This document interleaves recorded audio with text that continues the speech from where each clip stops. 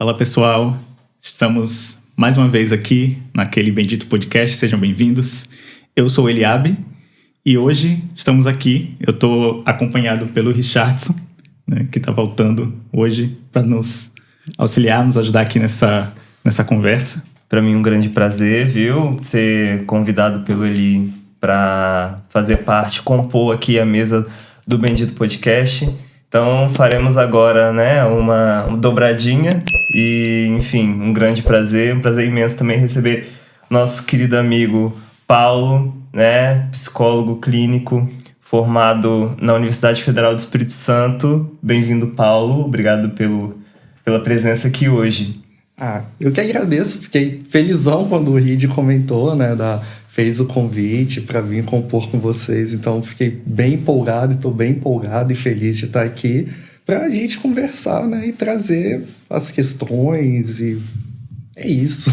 Teremos muito pano para manga hoje. Sim, sim, e a gente também está muito feliz que você aceitou e a gente vai falar sobre um assunto muito atual, muito presente na vida de todo mundo, né?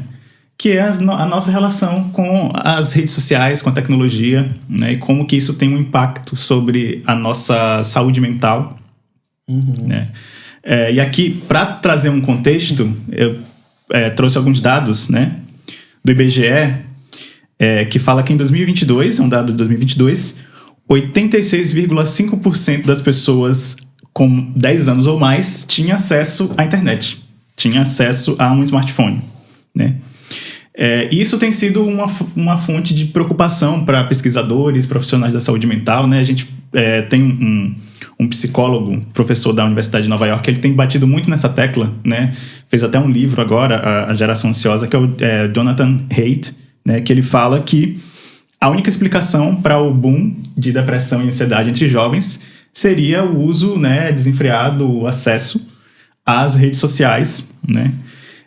E nesse mesmo contexto, o cirurgião-geral dos Estados Unidos, ele propôs para o Congresso Nacional americano que as redes sociais deviam ter um aviso de risco à saúde mental, como a gente hoje está vendo nos produtos alimentícios, né?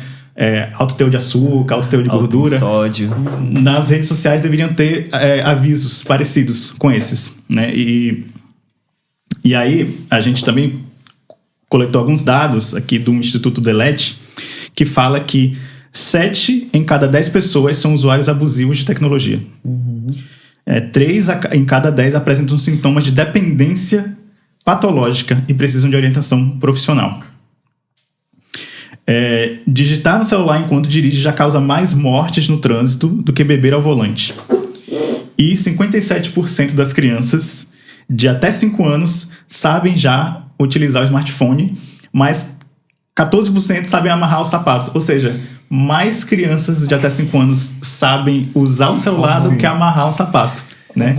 Então essas estatísticas nos chamaram muita atenção, assim, e a gente queria, né, começar essa conversa, né, trazendo esse contexto, né? Sim.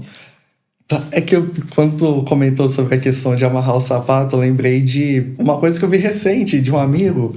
A namorada dele é muito mais nova do que ele, né? Então tem um pouquinho essa questão geracional.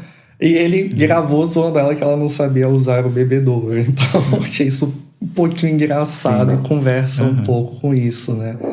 Mas quando eu penso sobre essa questão das redes sociais e tecnologia no geral, hoje, eu acho que a gente acaba esbarrando, talvez num ponto mesmo de atenção e um pouquinho delicado, porque eu percebo que às vezes tem muito um movimento de exclusão total, não vou usar nada, e também o outro lado.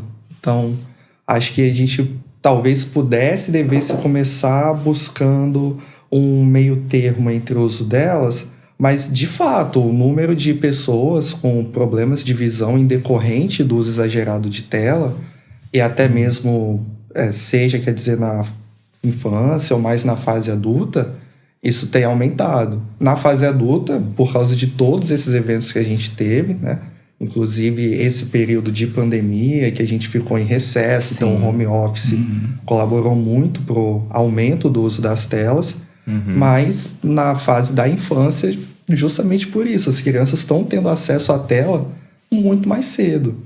E eu frito um pouquinho com algumas outras questões que passam pela questão da tela, pela questão da infância, da ansiedade, que ficam um pouquinho nesse campo do achismo by fontes da minha cabeça, que pode de algum jeito ou não ter um certo significado, mas é também fazendo uma observação sobre o recorte do que se é consumido.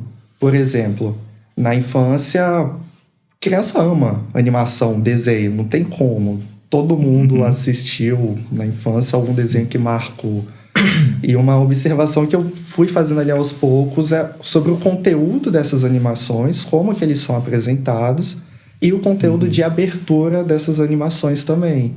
Porque ali nos anos 2000, por aí, a gente tinha muito a questão da venda, né? As propagandas de venda de desenho, de brinquedos, quer dizer. Sim.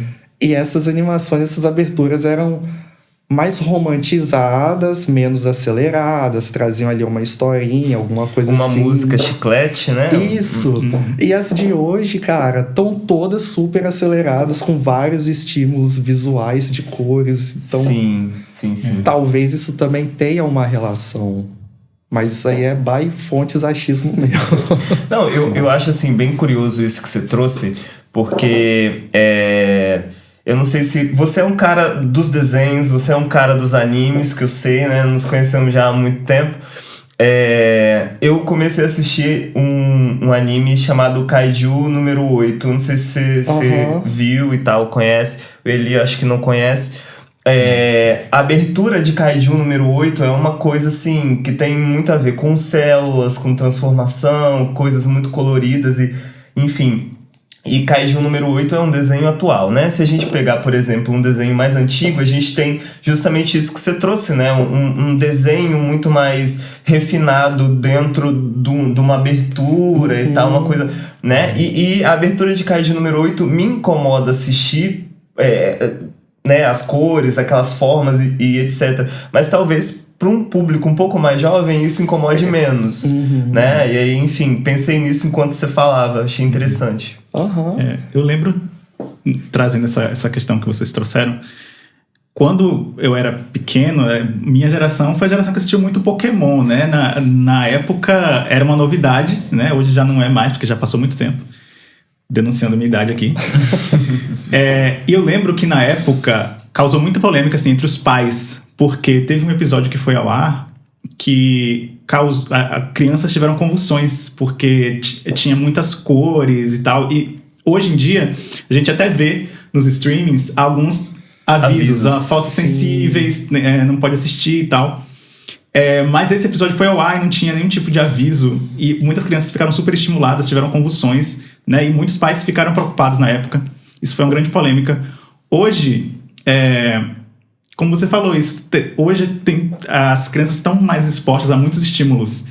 Então, talvez aconteceu isso naquela época porque a gente não estava tão exposto quanto a geração de hoje. Exatamente. E, enfim, a gente falando aqui somos pessoas, né, dos anos 90, vamos dizer assim, né? E, enfim, a gente tinha outros métodos de distração, né?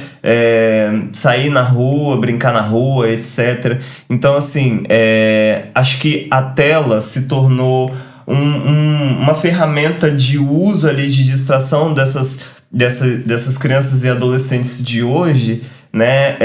Que, enfim, fazem parte ali numa relação muito mais próxima que a gente tinha, por exemplo, de jogos e brincadeiras. Sim. Porque às vezes a gente dependia de um amigo, de um filho, de uma vizinha, de um grupo de amigos, etc., para poder completar ali aquela brincadeira, né? Eram poucos os jogos que a gente tinha de, enfim, jogar sozinho ou uma ou duas pessoas. Enfim, hoje você encontra ali ferramentas de diversão, né? Muito mais fácil dentro de um celular do que, enfim... individuais, né? Exatamente. Então, é uma relação diferente mesmo. Nossa, total. Eu sempre esbarro nessa questão também, né? Porque ao mesmo tempo que traz muito... o digital traz essa questão do imediatismo, do agora... do desconectar mesmo com o que não é digital, ele também cria vínculo por isso, porque hoje o que se tem, sei lá, onde eu moro ali, cara, eu nunca vi uma criança jogando bola na rua. Então, tem anos que eu tô morando aqui em Vitória e isso eu nunca vi crianças brincando na rua. E eu sou do interior, de Colatina. Eu cresci jogando bola na rua, brincando de pique e tudo mais. É uma coisa que hoje eu não vejo tão comum. Então, acabam sendo também refúgios para se criar laço. Aí eu acho que o grande paradigma que a gente tem é justamente esse de como fazer o uso de uma forma não abusiva. Porque tem alguns estudos que mostram que não tem como a gente colocar as redes sociais, o digital, como muito bom ou muito ruim, criar essa dicotomia.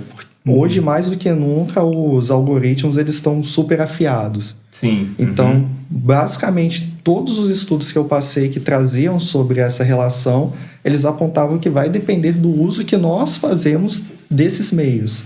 Sim. Então, teve um boom muito grande, muito triste anos atrás, né, daquela brincadeira da baleia azul, entre alguns outros jogos que foram surgindo de desafio digital, né? Sim. Mas, ao mesmo tempo, teve um boom também, esses estudos mostram que várias redes e comunidades foram sendo criadas, são criadas e estão aí justamente no sentido contrário, servindo de suporte, trazendo conteúdo bacana, informando as pessoas. E eu acho que isso é bacana, isso leva a gente já para talvez para um outro lugar também de questionamento, inclusive o de que hoje as pessoas estão tentando romper com esse uso abusivo das redes. Talvez não de forma consciente, talvez não de forma massiva, mas já começaram a perceber, tem alguns estudos apontando também que as gerações mais novas, por exemplo, eles estão rompendo um pouco mais com esse uso abusivo do Instagram e algumas outras redes de exposição. Sim. O jeito que eles lidam com os perfis também é completamente diferente de como a gente lida, por exemplo. Então, acho que a gente está no meio de um movimento aí de mudança. Sim.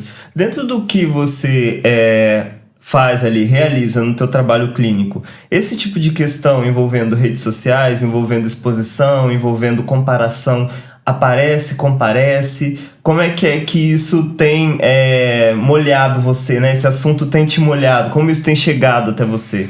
Aparece sempre nos dois extremos. Aí, por isso que eu digo que eu acho que o desafio é encontrar um certo equilíbrio, porque aparece desde que eu não vou usar nada, e eu acho que a problemática nessa eu não vou usar nada é porque hoje tudo é digital, tudo é tecnológico, a gente faz tudo com o telefone. Então, se tu não usa o mínimo de forma consciente, tu fica incomunicável, inclusive. Assim, né? Se tratando de, por exemplo, cidades onde a gente realmente depende, porque com certeza em outros lugares devem ter pessoas, né, que conseguem conviver sem esse boom tecnológico. Sim. E também o outro oposto de pessoas que usam de forma completamente abusivas, mais de uma rede, e quando é nesse contexto, normalmente está relacionado com uma busca por validação, uma busca por aceitação, um reconhecimento, e costuma vir no momento X. Por exemplo, baixar vários aplicativos de relacionamento, de dates, num determinado período, ficar neles, né? E depois excluir todos. Se frustrar, porque... Exato. Né? E depois abandonar todos, né? Exato. Então, surge muito nesses dois extremos. E o desafio é sempre esse, eu acredito e sinto, né? Tentar entender o porquê desses dois extremos e buscar um possível equilíbrio, se for possível, se fizer sentido para a pessoa, né? Mas... E quando que a pessoa sabe que não está sendo um uso equilibrado? Tipo, tem algum sinal de alerta? Você percebeu, por exemplo, a pessoa passa X horas por semana, deixa de fazer atividades, não sei. Quando que a gente começa a se preocupar? Então, costumam surgir alguns. Por exemplo, nesses cenários onde as pessoas deixavam de usar completamente, viam muitas queixas de perda mesmo de relações, que se afastavam de pessoas, deixavam de frequentar certos lugares, e isso causava uma dor e um incômodo. Sim. E no uso abusivo era justamente o contrário, né? Era a pessoa não dar conta de tudo aquilo que ela foi atrás e as frustrações, porque é isso. Abriu um registro gigante esperando N coisas para uma coisa que ela não ia encontrar ali. Então depois é lidar com essa frustração e o que vem a partir daí. Sim, a gente costuma ver, assim, nas redes sociais, uma exibição, sabe, um cenário de muita alegria, muita felicidade, etc, etc. E isso, enfim, já trouxe aqui, mas leva, né, pode levar a um cenário de comparação muito constante, né? Como isso pode contribuir para uma vida mais negativa, para sabe, não sei, eu não tô conseguindo formular direito, mas enfim, um cenário de rejeição do corpo, perfeito, da personalidade, etc. Como essas comparações podem contribuir para isso? Nossa, acho que de várias e várias e várias formas, justamente por isso. O Instagram, por exemplo, hoje um pouco menos, mas no início era status pra caramba. Hoje até que tá mudando um pouquinho por isso, porque tem surgido algumas redes ali, algumas pessoas trazendo conteúdo, mas era muita postagem sobre viagens, momentos felizes, luxuosos, coisas inalcançáveis. E eu acho que isso encaixa muito nessa desconexão que esse uso abusivo traz com a realidade. Sim. Porque a gente começa a ver, a consumir e tá rodeado de pessoas completamente bem-sucedidas na vida. E quando a gente olha pra gente, a gente fala, não, mas eu não tô viajando pra Europa todo final de semana, então minha vida é uma merda. Mas ignora completamente a posição social e econômica dessa outra pessoa, que com certeza não é a mesma que a nossa. Sim. Então, isso é muito prejudicial em vários sentidos, em vários campos, não só na questão inicial afetiva e emotiva de se sentir feliz ou não contemplar a própria vida, mas, por exemplo, no meio fitness, por assim dizer. A gente ia chegar lá. Isso tem sido um problema gritante, porque tem se construído e vendido muito um padrão estético, um padrão de vida, um jeito de se viver fitness que é inalcançável para um ser humano normal, que não viva daquilo. Eu acho que isso reflete muito também nessas questões luxuosas, de alegrias, de felicidade, porque, cara, nós somos humanos, ninguém é máquina para estar ali bem feliz o tempo todo, e a gente sabe que as coisas sendo como são, não é todo mundo que vai ser bilionário e milionário e tá viajando todo final de semana para a Europa, e isso acaba trazendo essa ruptura com a realidade.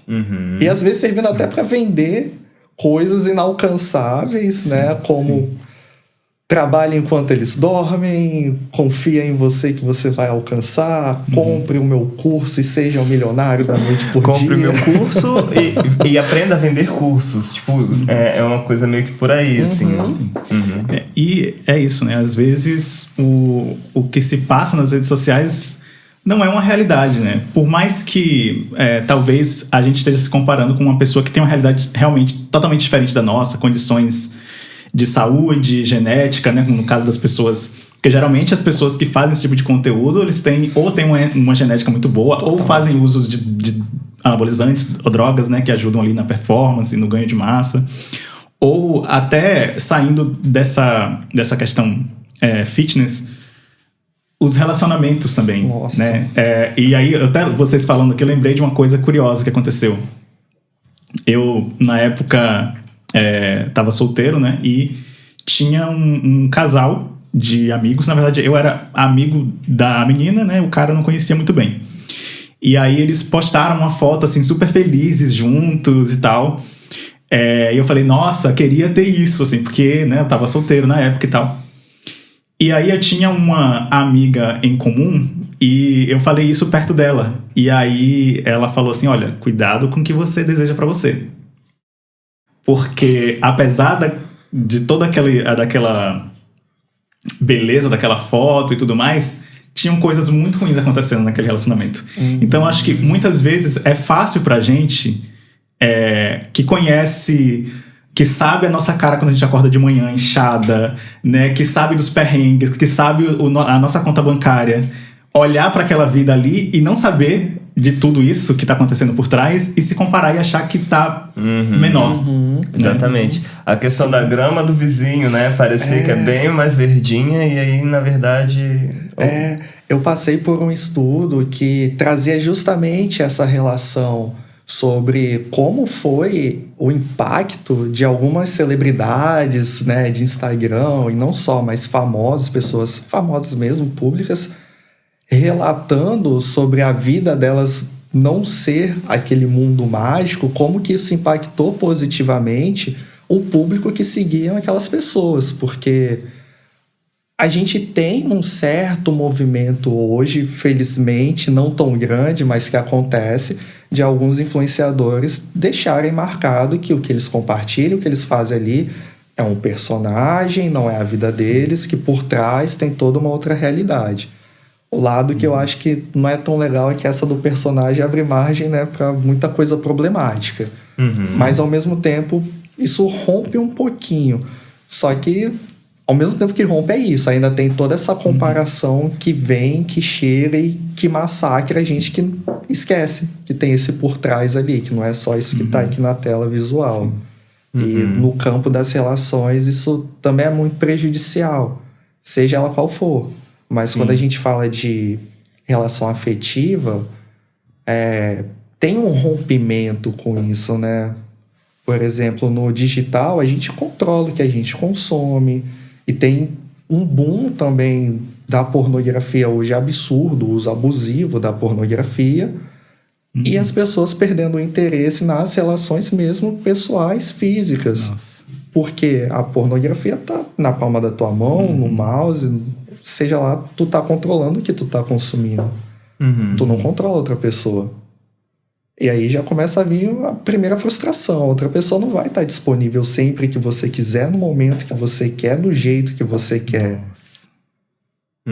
Aí já vão vindo as outras camadas dessas frustrações e as pessoas ignorando, às vezes, sintomas por não perceber ou só se revertindo mesmo e seguindo. E isso vai se espalhando não só nesse campo, né? Acho que é muito isso. O risco e o problema desse digital é quando ele traz essa desensibilização do material, do físico, do real pra gente e fica tudo nesse campo emulado. Muito nesse campo do controle e da negação da existência do outro. O outro tem que me servir, o outro tem que estar disponível, o outro tem que estar ali pra mim. Ignora que o outro é o outro.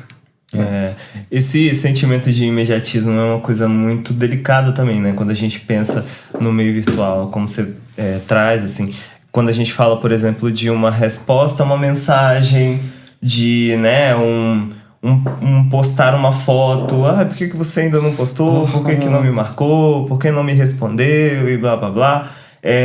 Isso é uma coisa muito presente na nossa vida hoje, né? E, enfim, se a gente fala, por exemplo, de redes sociais como o Instagram, que hoje, enfim, se tornou uma grande ferramenta, inclusive de trabalho, inclusive de, publicidade, né? Você faz ali propagandas de produtos para vender e tal, etc. Isso tudo mostra como esse perfil de uso também mudou, né? Se a gente para analisar, por exemplo, nossos perfis em redes sociais que já não existem mais, tipo Orkut. Enfim, algumas outras que ainda existem, tipo Tumblr e tal, que não são talvez tão Tumblr. usadas, a gente pensa num uso que era um uso muito mais pessoal, um uso, enfim, tinha ali coisas que você compartilhava, que eu compartilhava, que diziam respeito muito mais a mim mesmo, e não ao que as outras pessoas talvez quisessem ver de mim, né? Hoje eu acho que a coisa tá um pouquinho mais diferente, assim. Sim. E como é que você avalia, assim, essa mudança de paradigma, essa visão um pouco mais profissional do uso das redes sociais? Eu acho isso muito complexo, justamente por isso. Cara, eu compartilho muito quando eu lembro do Orkut, Tumblr, entre todas as outras as redes que surgiram, era muito a sensação de usar para se conectar, para conhecer, para compartilhar e tudo mais. Compartilhar o que se gosta, conhecer do que o outro gosta. E hoje é real, é praticamente tudo profissional. Tu comentou do Instagram. Eu não sei quanto tempo faz que eu não acesso a minha conta mesmo. A conta pessoal. Porque eu tenho acessado só a que eu criei para trazer o engajamento para o perfil profissional, para compartilhar coisas profissionais. Então, não sei. Eu acho que é uma outra transição que a gente vem passando, justamente disso, de usar algo que era o pessoal para atingir, alcançar algo profissional. Sim. Aí eu não sei se isso é positivo, negativo, mas eu acho que é algo que a gente tá tendo que aprender a lidar e que tá aí, e que sinceramente eu sinto um pouco de incômodo, porque, né? Quando eu penso da necessidade de ter um Instagram, de ter que me expor para eu conseguir desenvolver a profissão, para eu conseguir entregar algo, é uma coisa que me causa um certo incômodo, assim como outras redes sociais que surgiram já com esse propósito de trabalho, igual o LinkedIn. Então, a gente parece que tem o rompimento do uso das redes sociais para um entretenimento, para uma conexão, e passa a ser completamente a questão da exibição, da comparação, do profissional, e ainda além, né? Surgem redes sociais especificamente para se tratar de trabalho, que já massacra a gente pra caramba. E eu acho que aí também tem uma questão, né? Se comparando essas redes mais antigas e lá atrás, no início, 2005, 2006, quando a gente começou, né, a ter acesso, o algoritmo avançou muito, né? Então, hoje eles conseguem direcionar conteúdo que eles sabem que vão prender sua atenção, né? E tem estudos que mostram que se você não conseguir prender a atenção ali no primeiro segundo, a pessoa nem continua, porque a gente está num ritmo muito acelerado. E então, tem a questão do algoritmo, o avanço tecnológico, e hoje tem uma pessoa que até falou recentemente, não vou lembrar o nome, que a atenção é o novo petróleo, porque os olhos das pessoas estão muito nas redes sociais. O Instagram tem milhões de usuários, né?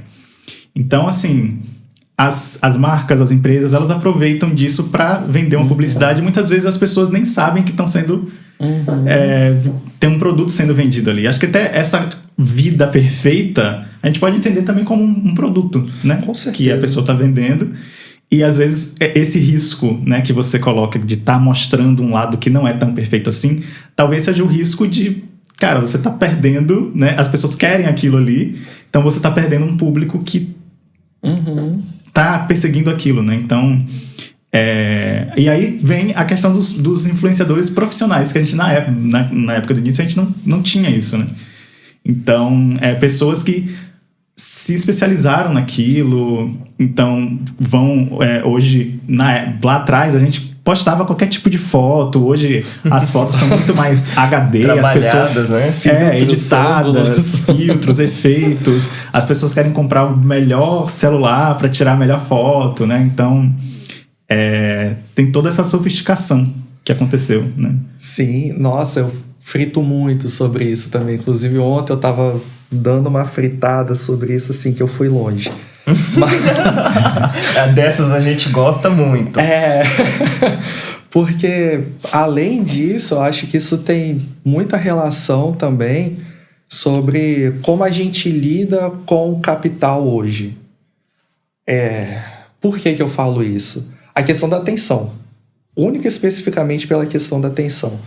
Às vezes, cara, a gente vê que a gente tá ali no TikTok, por exemplo, rolando horas e horas e horas e horas e horas pelo imediatismo, pela serotonina, dopamina que vai liberando. Só mais um pouquinho. E cara, às vezes são uns vídeos completamente sem sentido nenhum. A pessoa amarrando o cardaço. Uma pessoa, sei lá, olhando pro nada. Então acho que isso diz muito também da exaustão que a gente se coloca, que a gente tá nesse período e que já tem algumas lutas chegando aqui, por exemplo, o fim da escala 6x1, entre algumas outras questões trabalhistas, que acabam refletindo também no uso das redes sociais sobre isso. Sim. E a fritação que eu fui longe, assim, começou lá com Foucault, porque eu tava refletindo as relações de poder. Meu Deus, começou no Foucault. Tá. Tava nessa reflexão sobre a atualização das relações de poder e tudo mais. Aí veio aquele primeiro estalo que, cara, hoje o controle que a gente tem, o primeiro é através da dívida, porque a gente não tem como romper com algumas situações abusivas de trabalho, simplesmente porque a gente está endividado, então não tem como, eu tenho que suportar esse trabalho porque eu tenho uma dívida para pagar. Eu não posso me colocar contra porque eu tenho uma dívida para pagar. Eu não posso lutar pelos meus direitos porque eu não posso ser mandado embora porque eu tenho uma dívida a pagar. E, além disso, a visualização também, porque eu sinto que é muito isso. Eu tava tentando... Essa era a fritação. Eu tava lá... Tá, quando a dívida não for mais a questão por onde o poder vai se exercer, vai ser pelo quê? Talvez a visualização seja esse novo poder, né? Parece que tá caminhando para isso, justamente por essa mudança no uso das redes sociais que a gente tem, o surgimento de outras redes, o imediatismo, o profissionalismo de influenciadores, que é bacana, porque realmente alguns produzem coisas legais, mas ao mesmo tempo tem muita gente por aí grande falando muita coisa sem sentido, que é muito preocupante. Aí foi por essa fritação aí que eu caminhei ontem. Sim. E é isso, né? Você trouxe aí a questão da escala 6x1. A gente vê um monte de pautas super importantes sendo discutida nas redes sociais, né? A gente vê coisas... Muita informação também chega pra gente por meio das redes sociais. Então eu queria entender o que seria um uso mais saudável, mais equilibrado das redes sociais, porque a gente já falou muito sobre os problemas, né? Então, o que tem de bom nisso? Tá, vamos lá. Qual é o lado bom? É possível. O outro lado dessa moeda, qual é? É possível.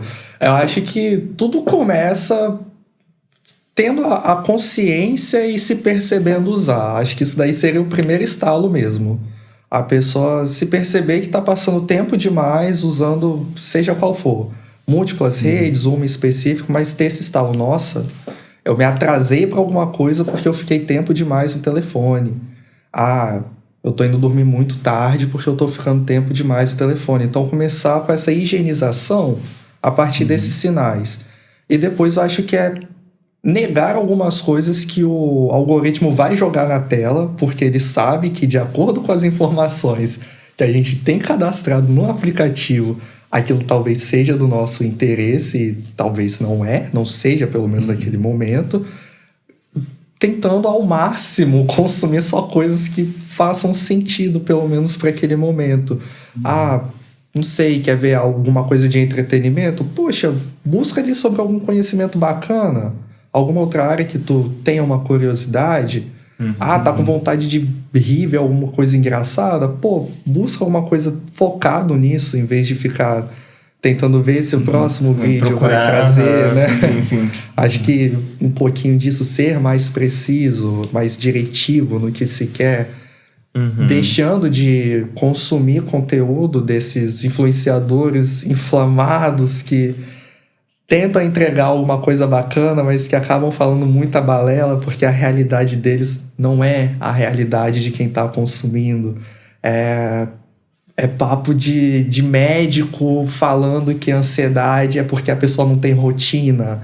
Ela precisa de uma rotina fixa, sólida, para ela curar a ansiedade dela. Então, deixar de consumir também conteúdo dessa galera, acho que já ajuda bastante. Porque só por aí já tem como limpar qualquer timeline que tu tenha, qualquer algoritmo ali, e tu começar a procurar mais por algo que chame a atenção e não só esperar que o algoritmo jogue. Ser mais seletivo, né? Isso.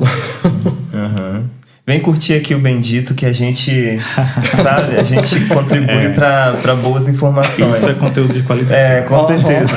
Agora, vamos falando dessa questão, assim, você trouxe aí conteúdos que são um pouco mais humorísticos, um pouco mais engraçados, assim, a questão dos memes, né, e que, enfim, estão presentes na nossa vida. Adoro. Eli aqui é um grande adorador de memes. É o que me prende no TikTok. Enfim, os memes, eles estão muito presentes na nossa vida, né? E você mesmo trouxe que às vezes eles podem ser usados como uma fuga de um dia muito exaustivo de trabalho, um momento de tristeza, etc. Enfim, como é que você enxerga esse fenômeno da busca aos memes? Como é que você considera isso? Você é um cara que gosta de memes também? Fala um pouquinho pra gente. Eu gosto, mas eu sou um pouquinho desatualizado, então quando eu tenho acesso já passou um tempinho. Entendi. Mas eu gosto. E cheira... Nossa, na clínica às vezes isso cheira assim... Naquele último minuto da sessão. Eu adoro. O minuto bomba, que a gente chama. Né? Aquele que a gente tá, assim, menos esperando. Aí vem um meme super destrutivo de atentado contra a vida. Né? Enfim, a gente precisa lidar com isso. Mas assim, de forma geral, eu acho até que... Claro, né? De novo... acho que é importante a pessoa tomar um pouco de consciência e esse estalo dessa busca que ela tá fazendo sobre memes também vir um pouquinho, porque tem uma porrada de meme que é super engraçado, mas tem muito meme autodestrutivo, né? Então, assim, num certo momento, talvez, esse meme seja a válvula de escape que ela vai ter realmente para rir da desgraça dela e não atentar com algo maior. Não cair, por exemplo, no abuso de álcool, não tentar contra a própria vida ou algo do tipo. Então, talvez real, fazer graça daquela dor que ela sente naquele momento seja esse escape que ela vai ter. Mas se atentar também para esse consumo, porque, poxa, tu ir ali e ver uma paradinha que te faz rir e tal, ok. Agora, se tu tá só consumindo esse tipo de conteúdo que um acaba puxando o outro, porque começa naquele memezinho lá do Instagram, Bad Vibes Memes, eu nem sei se é esse o nome do perfil, mas eles têm alguns legais, não só desse tipo, mas né, começa ali, bacana. Aí do nada a pessoa já tá vendo alguns vídeos e reels e tá no TikTok vendo alguns conteúdos, sei lá, morte de animais, músicas muito carregadas com uma letra mais depressiva e imagens de fundo muito melancólicas. Então uma coisa vai puxando a outra. Eu acho que o sinal acaba sendo esse, o consumo que se faz. Talvez um ou outro ali só pra... ok, mas como é que tá isso? Será que isso não tá puxando outras coisas, escondendo, camuflando uma dor aí que precisa ser trabalhada? Um cansaço, né? Uma relação talvez ruim. Sim. Porque acontece. Com certeza. Com certeza. Eu passei por um momento que talvez ilustre um pouco isso, né? Na época da faculdade eu era muito envolvido com o movimento estudantil. E na história recente do Brasil, a gente passou por períodos de muitas perdas de direitos. E eu estava muito sensível a esse tipo de conteúdo e eu consumia muito isso. Então, chegava muito para mim, muito. E eu percebi que isso me deprimia. Me deprimia muito. Então, assim, páginas de notícias e tal, eu comecei a deixar de seguir. E aí, aquela coisa assim, né? Ou você escolhe entre a alienação e a depressão, né? Tipo, que era um momento muito difícil. E o que aconteceu? Eu comecei a ser mais seletivo no sentido de vou consumir mais coisas humorísticas e tal. Então eu lembro que nesse momento eu tava passando por um momento muito difícil, assim. Eu deprimi de um jeito que eu não tinha apetite, não queria levantar da cama. Então, eu lembro de um dia especificamente que me colocaram num grupo no Facebook, na época que eu utilizava ainda. E nesse grupo, o LDRV, talvez vocês conheçam, assim, né? Tem muita gente na cidade também. Dessa época. E aí tinha muito meme e tal. E aí eu lembro que um dia eu cheguei nessa fase muito difícil, eu tava no trabalho, e eu abri e tinha um meme muito engraçado lá, de uma senhora que tava vendendo um cachorro, e aí a outra comentou que aquele cachorro não era da raça que ela tava dizendo que era, e as duas começaram a brigar, e assim, a coisa escalou de uma forma tão inesperada que eu achei aquilo tão engraçado. E aí eu tava no trabalho e eu não conseguia segurar o riso, assim, eu tinha que atender as pessoas e eu atendia segurando o riso. Mas eu senti que naquele momento consumir esse tipo de conteúdo me ajudou a lidar com o momento que eu tava passando, né? Sim. Eu acho que é muito por aí. Eu passei por alguns períodos também de depressão e tudo mais. E nesse período né?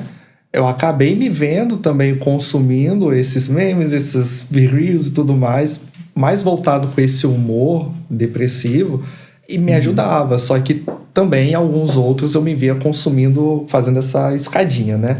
Indo de um a outro, eu paro assim, cara, se eu ficar só consumindo isso aqui também, é lógico que isso vai colaborar para eu ficar mais rebaixado ainda. Sim. Então, deixa eu dar uma freada aqui, limpar esse algoritmo e começar a ir por um outro caminho. Sim. Justamente por isso, porque o que a gente consome vai acabar, de alguma forma, influenciando em como a gente se sente. A gente está consumindo ali. Então, isso vai impactar e vai mexer com a gente de alguma forma. Então, se a gente consome só essas criações mais voltadas para uma tristeza, uma melancolia, uma depressão, isso vai fazendo a gente ficar mais rebaixado. É a proposta, é igual música. A gente não vai ouvir uma música super calminha no momento que a gente tá extasiado, cheio de energia, eufórico e tudo mais. Até que pode, né? Eu acredito que tem pessoas que tem gente que faz justamente isso. Mas assim... E o contrário também, o contrário acontece bastante, eu acho. Eu ouvi uma música super agitada num momento mais rebaixado pra tentar dar levantada. Mas eu acho que dá pra entender. Treino, assim, né? Momentos de treino que você chega na academia ou vai fazer sua luta, etc. Vai se preparando pra isso e tal.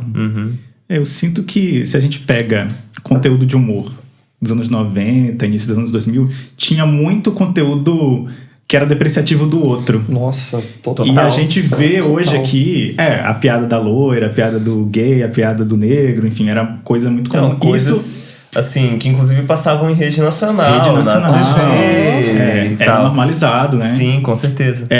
E eu sinto que isso mudou um pouco, acho que muito em questão também das lutas sociais, dos movimentos sociais que foram apontando essas coisas. E eu percebo muito um humor hoje autodepreciativo. Total, como você falou, né? Muitos memes trazem também esse viés, assim, autodepreciativo. E às vezes não só na questão dos memes, porque tem bastante perfis que criam conteúdo voltado para isso, a exposição da própria desgraça. Só que daí eu acho que a gente entra muito naquilo também, né? Se realmente acontece tudo aquilo ou se é uma imagem que essa pessoa construiu para produzir, mas tá ali sendo produzido. Isso tá chegando para as pessoas, né? Porque se a pessoa tá vivendo de produzir é porque tem um público que consome. Sim, com certeza. Assim, a gente estamos chegando num lugar que a gente ocupa, né? O Eli, eu acho que talvez ocupou em algum momento, mas enfim, perfis profissionais, né? E, enfim, conscientização de cuidados de saúde, etc. Como é que você busca fazer isso dentro do teu perfil? Como é que você enxerga essa questão de, ok, vou utilizar dessa rede para poder propagar ali informações que são interessantes? Porque, enfim, hoje a gente escuta muito os termos que a gente estudou, né? TDAH, burnout, depressão e por aí vai, sendo utilizado de uma forma né, geral, assim, sem nenhum tipo de conhecimento específico sobre tal. E aí, eu tô depressivo, eu tô com burnout, etc. Sem nenhum tipo de diagnóstico. Enfim, esse tipo de trabalho com perfis profissionais ajudam também no entendimento desses termos, né? E a não banalização, talvez? Eu sinto fortemente, espero que sim. Porque, por exemplo, a forma como eu lido hoje com um profissional no Instagram, eu tento produzir algo que vai entregar minimamente um conhecimento sobre aquele tema, mas que não vá ser uma coisa tão profunda e teórica. No início eu tinha um pouquinho muito disso. Toda coisa que eu ia publicar, eu deixava a referência das coisas, colocava muito bem elaborado. Eu fiquei, isso tá muito teórico, cara. O público que eu quero alcançar não é o academicista, né? Não é quem se graduou comigo. Então, pera lá, eu tenho que mudar isso aqui. Aí hoje a minha aposta já vai nessa linguagem que entrega o conhecimento, só que de uma forma não tão profunda. Até pela questão do uso, como é feito, eu acredito que, né, ninguém vai ficar ali vendo um vídeo de 1 hora falando sobre burnout na rotina que a pessoa tem. Então, não rola. E o lance que eu acho muito bacana, as pessoas estarem falando mais sobre todas essas questões, porque é isso, o autoconhecimento, se conhecer, eu acho isso muito bacana, muito válido, eu acho isso enriquecedor. Muitas pessoas que chegam para mim, elas já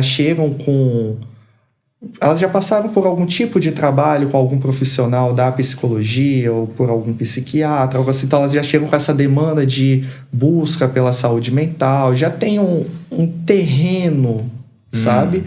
Então isso eu acho bacana para um autoconhecimento, só que eu acho que o X da coisa é justamente como isso é feito.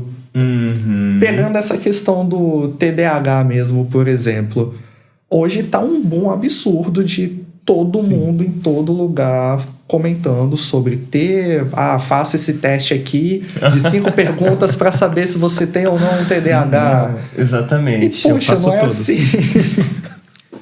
Não é assim que a coisa funciona, né? A gente sabe que é muito mais complexo do que isso. Sim. As pessoas se autodiagnosticando por consumir, às vezes, esses conteúdos ou fazer uma leitura mais rasa.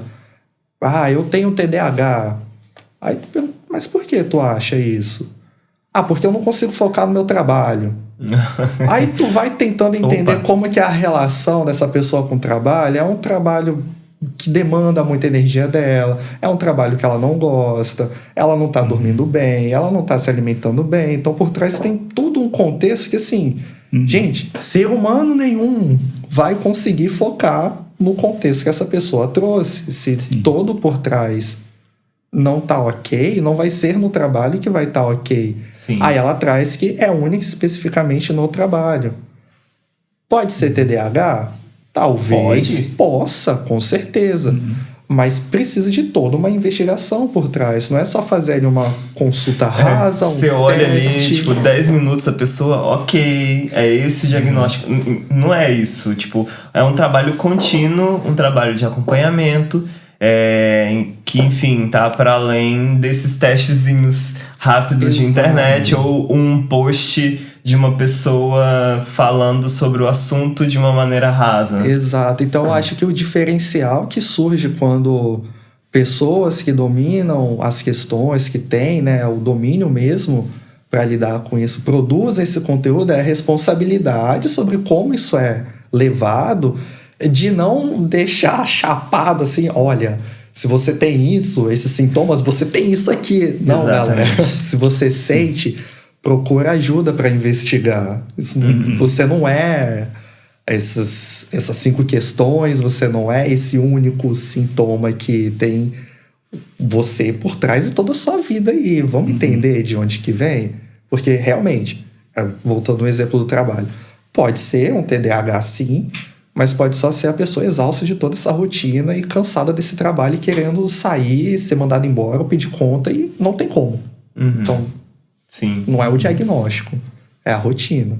Mas também tem um cenário onde pode ser o diagnóstico e daí precisaria da investigação, Sim. com certeza. Eu acho que esse entendimento de que a gente tá para além do diagnóstico ou qualquer coisa que a gente tá sentindo naquele momento específico é muito importante, né? Porque, enfim, eu posso ter dificuldade de concentração dentro das coisas que eu me proponho a fazer, mas ao mesmo tempo eu também sou um cara que gosto de fazer exercício físico, ou gosto de ouvir música X, ou gosto de estar na presença de determinadas pessoas. Então eu sou muito mais que, enfim, uma ponta minha, entende? Sim. Então esse papel também é do profissional psi, junto do trabalho com essa pessoa. E você já trouxe esse termo antes, né? O autoconhecimento. E, enfim, essa é uma ponta muito importante também dessa corda, né? Sim. Eu tento sempre trazer isso quando me perguntam sobre diagnóstico. Eu tenho isso, eu tenho aquilo, eu tenho... O questionamento do seguinte: qual o peso e a importância desse diagnóstico nesse momento na sua vida? Como que ter esse diagnóstico vai mudar o seu dia a dia, vai mudar a sua relação com você mesmo? Certo. Porque às vezes isso vem até de uma demanda externa, de um terceiro que aponta na pessoa que ela tem algo e que isso nem é um problema para ela. Já aconteceu de eu receber contato de pessoas chegarem a mim, mas é porque falaram que eu tenho isso e aquilo. E a gente foi trabalhando e a pessoa foi percebendo que ela não tinha todos aqueles diagnósticos que falaram que ela tinha. Tipo, bipolaridade é um também que aparece muito, o autodiagnóstico de bipolaridade. Eu acordei bem e tudo mais, e no final do dia eu já estava muito triste. Aí tu vai entender o que aconteceu. Aconteceu uma tragédia na vida da pessoa no final do dia. Um monte de coisa muito ruim, sim. É normal tá triste, feliz e sentir, ter as oscilações, né? Mas, de novo, acho que vai muito para a questão do autoconhecimento. Se permitir se conhecer e buscar ajuda mesmo. Se esse diagnóstico tiver um peso, tiver causando dor, incômodo, buscar ajuda para entender se realmente se tem esse diagnóstico, se está nele ou o que está por trás. Sim. Ótimo. E hoje a gente ouve muito falar que existe um boom de depressão e ansiedade, né? Principalmente nos jovens. E aí eu queria entender um pouco relacionado a isso que você falou, né? Essa questão do autodiagnóstico e tudo mais. A gente está vivendo um boom dessas condições ou será que não é um boom, mas sim as pessoas estão mais conscientes de que tem? Eu acho que pode ser um pouco dos dois. Acho que pode acabar sendo uma mescla dos dois cenários. Porque teve um boomzinho um tempo atrás do Tourette também, quando as pessoas ficaram sabendo, né? Tiveram várias pessoas criando conteúdo como se tivessem Tourette, mas elas não tinham. Então, a questão da depressão e da ansiedade, infelizmente, aconteceu esse mesmo movimento. Várias pessoas criando conteúdo, comentando sobre de uma forma muito rasa, muito irresponsável, só que não era, a pessoa não tinha, né? Claro, quem somos nós para fazer juízo de valor sobre o que o outro sente ou fala que tem? Mas a forma como era tratada não casava.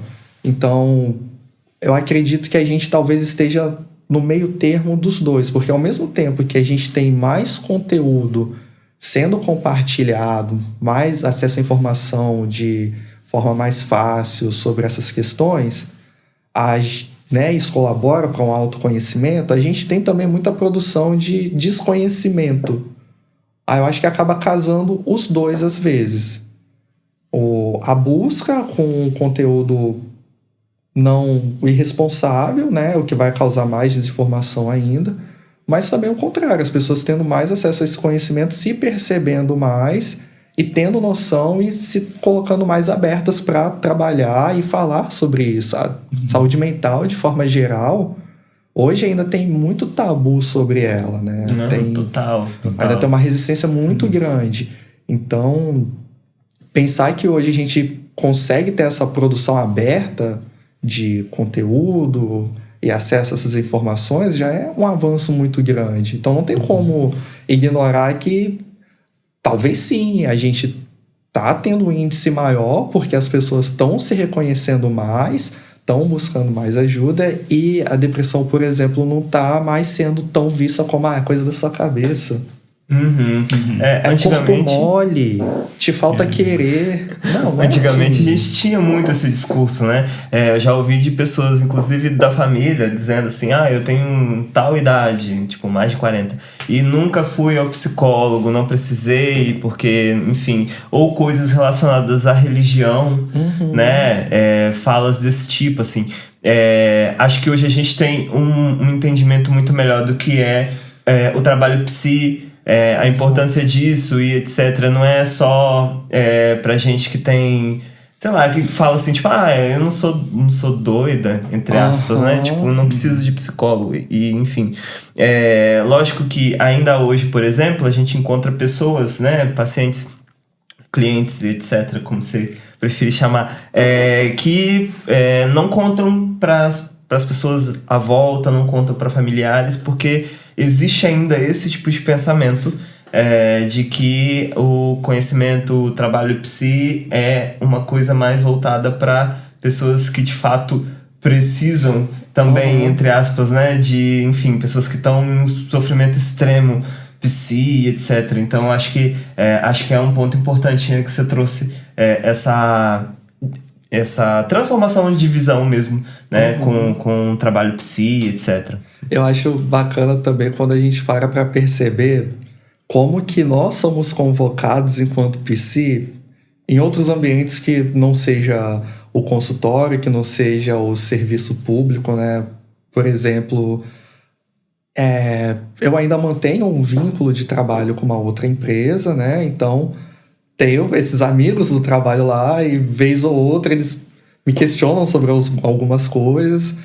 Mas assim, como que se tem de um lado esse imaginário de que o psi tá sempre analisando todo mundo, mas quando a gente fala com a pessoa que o processo de psicoterapia não é só quando você tá doente da cabeça, né, percebendo alguma coisa ali, mas é para um autoconhecimento, é para você ter uma qualidade de vida melhor, você não precisa se encontrar numa crise para começar um processo. Sim. Você pode começar para se desenvolver melhor enquanto pessoa. E como que ao mesmo tempo que eles colocam essa fé de que a gente tá analisando o tempo todo, quando a gente tenta dar esses toques, exatamente. Não preciso não. Eu acho muito engraçado que, por exemplo, quando isso é trazido, né? Por exemplo, tô voltando de uma viagem e aí, enfim, a pessoa que tá, né, o motorista de aplicativo ali pergunta, tava onde? Tava assim, tal lugar, no congresso, tal, sou psicólogo. E aí, enfim, isso abre uma brecha para uma grande conversa sobre uma série de coisas e tal.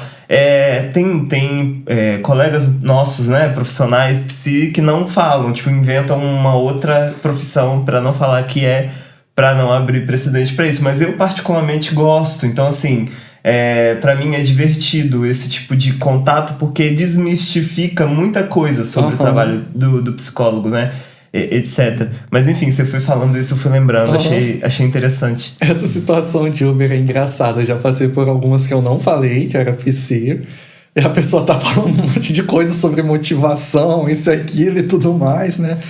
Algumas coisas até que tinham fundamento e tal, mas outras eram muito livro de coach, isso e aquilo. Aí ele perguntou com que eu trabalhava, eu comentei que era psicólogo, e ele... Nossa, ficou todo sem graça, sabe? Eu, não, cara, tá tudo bem. Sim. Vamos conversar aqui. Aí fui tentando fazer esse manejo aí também. Sim. Gente, a conversa tá muito boa, mas estamos chegando, né? A gente precisa encerrar. Precisa se despedir. Gente, o Paulo também é poeta. A gente tá aqui com o livro dele, Lugar Place. Paulo, onde que a gente pode te encontrar nas redes sociais? Que a gente falou tanto de rede social hoje, né? A gente quer conteúdos bons, né? Se você puder, né, falar sua conclusão, né? E onde a gente pode te encontrar, falar do seu livro. Fique à vontade. Obrigado. Só reforçar que eu tô muito feliz e empolgado mesmo de estar aqui. Eu fiquei muito feliz mesmo com o convite. Comentando um pouquinho sobre o livro, foi a última publicação que eu consegui fazer no momento pré-pós-pandemia. Eu fui convidado a participar de um edital do nada e eu sempre tento trazer, quando eu estou escrevendo, o acessível. E eu estava muito numa fritação de lugar. Eu fiquei nesse jogo de palavra, de lugar, e como que é lugar em inglês, lugar, place. Mas a pessoa que não entende o inglês direito ali, talvez ela vai pegar aqui, não vai entender o que é place. Eu vou abrasileirar esse negócio, colocar escrito errado. Aí quis fazer esse pleonasmo com lugar, só que a pronúncia do inglês do jeito que se fala e não do jeito que se escreve. Aí veio a ideia do livro. Eu tenho um Instagram só de poemas também, @toquedovento. Ele tá um pouquinho parado, eu não tô conseguindo dar atenção para ele. E o profissional é @psi.paulo.rodrigues. Aí no momento eu tô tendo um contato maior por lá. @psi.paulo.rodrigues. Isso. A galera já anotou. Já deu tempo de anotar. Em nome aqui de nós, do Bendito, em nome do Eli, em meu nome, eu gostaria de agradecer. Eu nem sei se eu falei meu nome no começo, mas enfim, Richardson. Muito prazer. Sempre esquece. Enfim, queria agradecer você por ter topado participar dessa conversa hoje, né? Muito enriquecedora para nós, para as pessoas que enfim, estão assistindo, ouvindo o Bendito agora, né? Enfim, muito obrigado pela sua presença aqui hoje. Muito obrigado por topar embarcar nesse carrossel com a gente. E, enfim, para você que tá ouvindo a gente, que tá vendo a gente, desejamos aí uma boa caminhada e até a próxima. Até a próxima. Até.